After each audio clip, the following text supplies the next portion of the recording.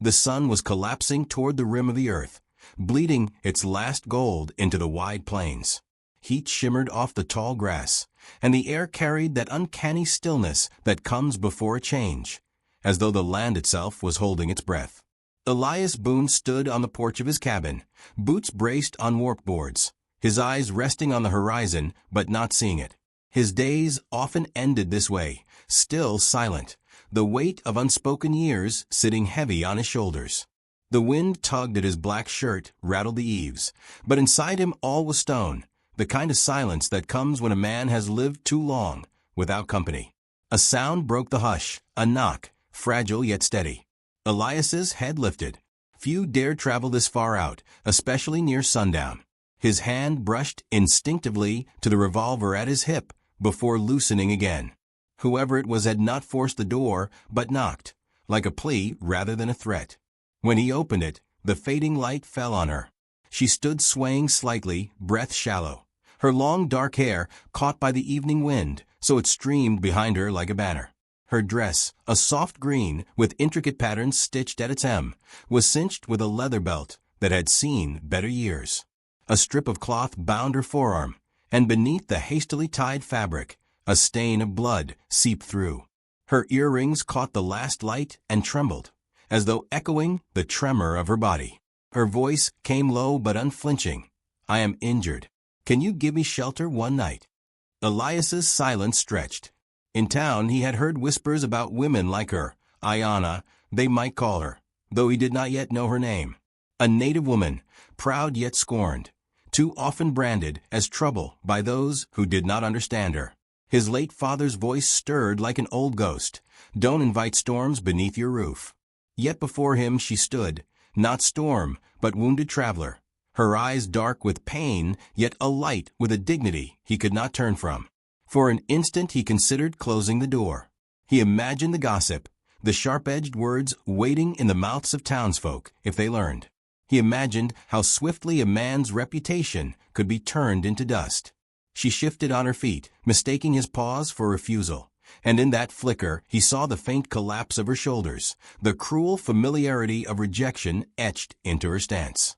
She was already bracing herself to walk back into the vast, merciless dusk. "Stay," Elias said at last, the word rough as gravel. "Just for tonight."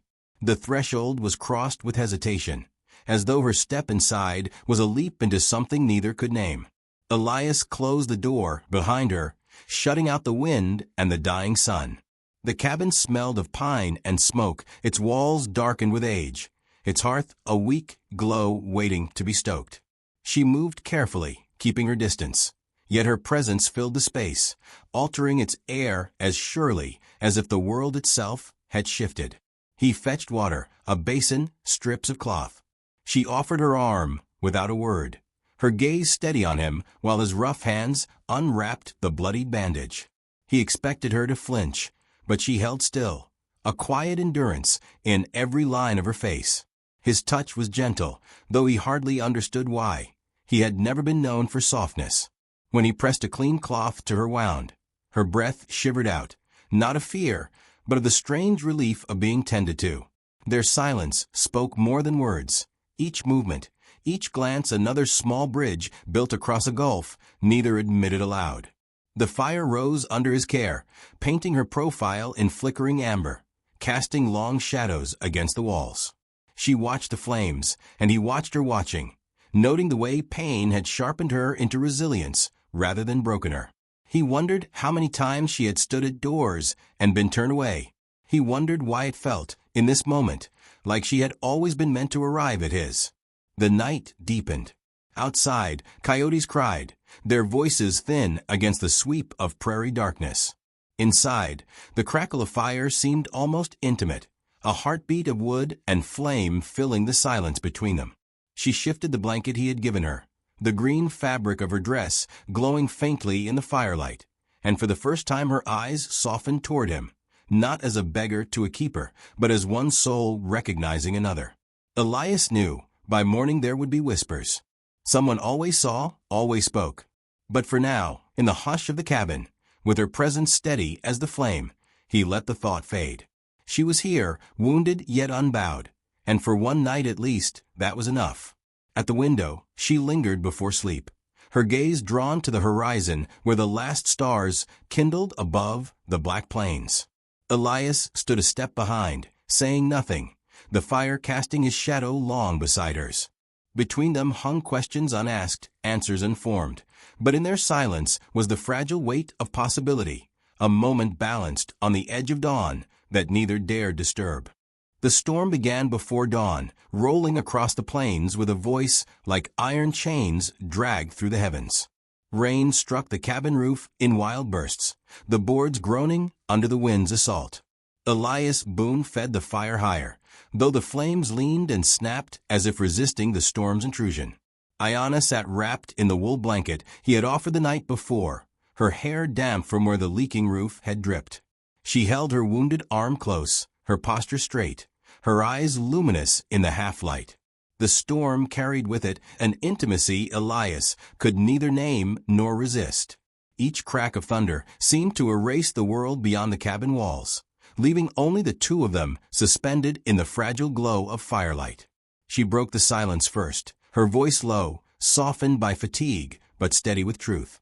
I was not hunted by the storm alone. Men saw me in town days ago. Their eyes followed like knives. My wound came from turning away what they tried to take. Elias felt his jaw tighten. The words painted a picture more vivid than he wished to see. Men careless with cruelty, measuring her strength only by what they believed they could overpower.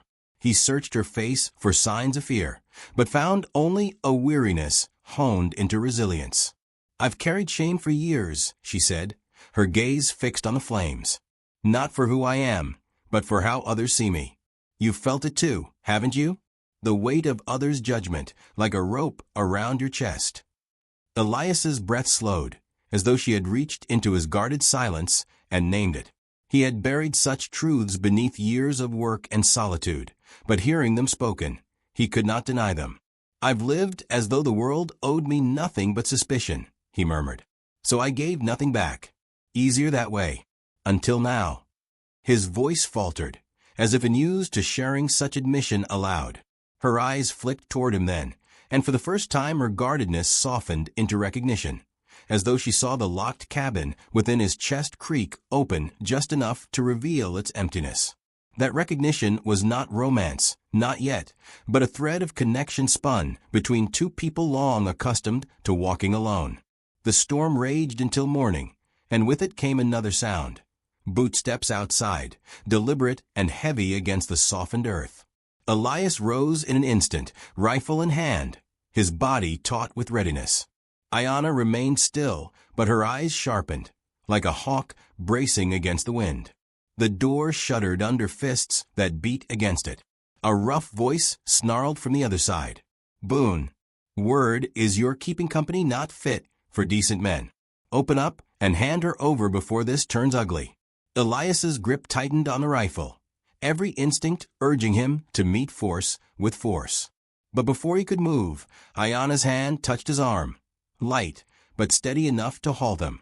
Not every battle is won with bullets, she whispered, her voice threading through the storm's echo. When Elias opened the door, 3 men stood there, faces sharp with drink and arrogance, their boots caked in mud. They sneered at the sight of her standing just behind him, proud despite her bandaged arm. One spat into the dirt.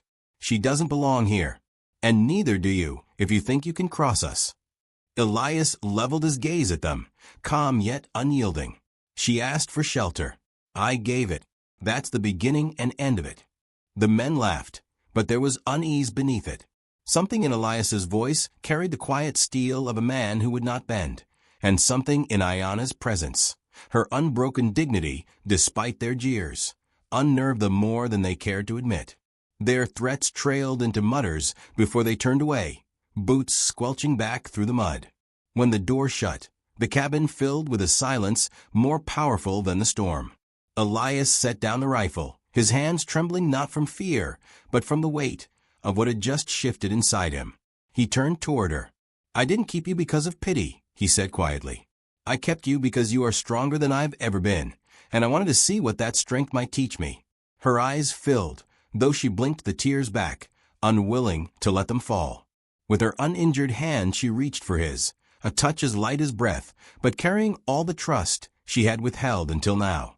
Outside, the storm was breaking, the first rays of sun piercing the heavy clouds, painting the wet earth with sudden brilliance. They stood side by side at the window, watching the light spread. Their wounds, spoken and unspoken, had not vanished, but something greater than fear had taken root between them.